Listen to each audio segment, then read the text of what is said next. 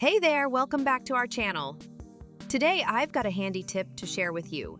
Have you ever experienced the frustration of trying to remove a tight ring from your swollen finger?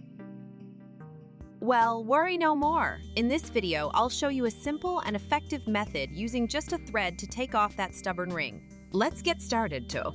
First things, make sure the ring is firmly pressed on the wider part of your finger, where it's not as swollen. This will create a small gap between your skin and the ring, which we'll use in the next step. Take a thread of suitable length that you have at home. Dental floss or sewing thread works great for this method. Now, gently slide the thread into the gap between your finger and the ring. Make sure it's securely in place.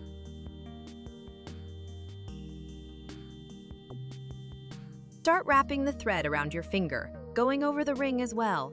Keep wrapping until the thread tightens around your finger and the ring firmly. I have to admit, I was a bit skeptical about this method at first, but when I tried it, I was amazed at how well it worked. You'll be surprised too when you give it a go. Once the thread is tightly wound, take the end and secure it on the top of the ring, making sure it won't come loose.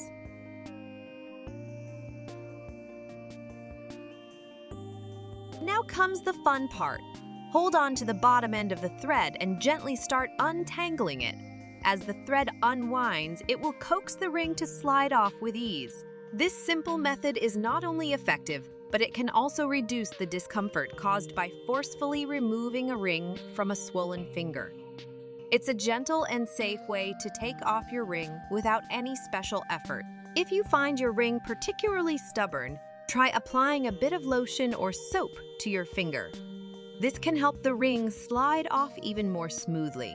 And there you have it, a quick and easy way to remove a ring using just a thread. No more struggling with swollen fingers and tight rings. I hope you find this tip helpful.